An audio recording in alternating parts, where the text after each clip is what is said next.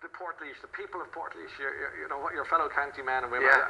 What do they make of your ongoing success, burgeoning success? Well, there's always this strange, dubious approach of, saw you on that TV show there, yeah. And then something like, sure, yeah, you were grand. Fucking James Bond there or whatever.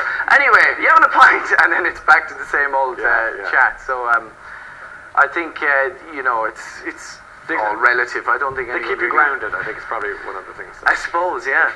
There's not much big deal made out of it. Precisely. The Channel 4 show Misfits is also doing really well, and your character in it gets great lines. It's a great role. You play it extremely well. Would you explain it to those who haven't seen it? Yeah, we're 5 idiots in orange jumpsuits who have been convicted of minor crimes for each in their unique way, and we all end up doing community service together, and then get struck by a freak ice lightning storm, and all get struck by lightning and end up with bizarre and unique superpowers. And it sounds very, very rubbish as a synopsis, but I promise you it's kind of better than that explanation. You have a number of romantic scenes down through the series, and but I think the one that stands out for a lot of people probably is the one that aroused most people. Yeah, well, it certainly aroused a lot of interest as to. I bet you got a twitch, right? Hey, listen. I don't know how well we know each other yet. Maybe you should explain that and explain that you did. Well, then maybe you should tell us what we're talking about. Well, we're probably talking about the sex scene with the 76-year-old wonderful woman. That's the one. Called Claire Welch. Yeah. How was that for you? It was wonderfully surreal. It was a bit like talking about Carveries on the Late Late Show. You know, it was a bit like you know, a strange moment where you take a snapshot of your own life and look at it and go, "What am I doing?" But yeah, there was a sex. If anyone hasn't seen it, it's a sex scene where there's this very beautiful girl, and we start kissing, and then eventually jump into bed together. And just as she's reaching climax, she turns into an extremely old lady, and this obviously, you know, to my horror, and I jump off and jostle her off the bed. But actually, when we were filming that, as I threw her off the bed for it was the last take because of this reason.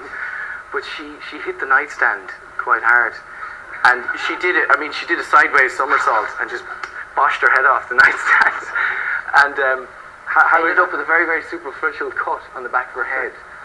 Such was your enthusiasm too. Yeah, it was my enthusiasm to show my terror, I think. What about the Season of the Witch with Nicolas Cage? That's a good old role. Was that how did that role come about? Did he? It came about by basically the usual way. I auditioned for it in London through a lovely Irish casting director actually called Elaine Granger. She's part of Syson Granger Casting, and it was just a series of auditions and callbacks, and eventually met the director Dominic Senna and got on a storm. Fun to work on. I mean, you're talking about going from the Crown Plaza Carvery to Nicolas Cage and Blockbuster. The other way around, yeah. Excuse me. Whatever way, it's a big contrast from one to the other. And did you enjoy the Blockbuster element as opposed to the smaller screen side of things you were doing? Yeah, it was wonderfully surreal. I mean, there were days where we were in a studio where they had recreated a forest, you know, and things like this, and you go, these people have more money than sense. Let's have a look. We'll just get a taste of it here. No offense, guys. It will be on my count of 3. 1, 2, 3.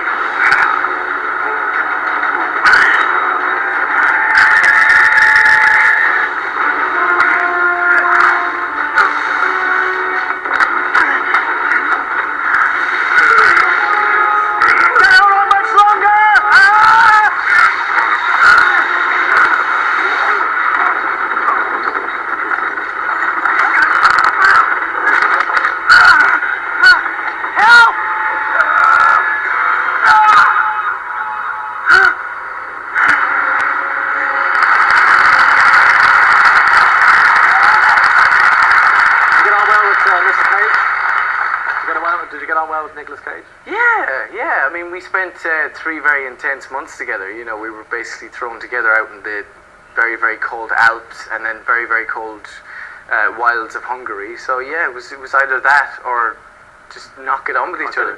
But he's a wonderfully unique man. Tell us about Wayfaring Strangers. I think that's the next big thing we're going to see in a little while. Have you started filming yet, or? Well, that's a kind of a project that's been in development for the last 4 or 5 months, but it's on its way. I mean, it's only a matter of time when it happens. But yeah, it's Wayfaring Strangers is a film that has been written by a guy called Stephen Bradley and is being directed by him, and it's going to star myself and Cillian Murphy and Michael Gambon and Hugh Bonneville and Niels Aristrup from A Prophet, the French movie. And it's a fantastic script set in World War II about small units of French, German and British who all kind of come together in a strange way and all have to get along together in one rural cottage setting, you know. Sounds good. Yeah, and it's a very strangely local script about World War II, you know. So I just look forward to when it actually gets the green light and gets to go, you know. It's going really well for you. It's great to be able to invite you on the Late Late to talk about many peculiar things. But pleasure. Continued success. May your star continue to shine and ascend. Thanks for coming very much, Ryan. Robert Sheehan, ladies and gentlemen.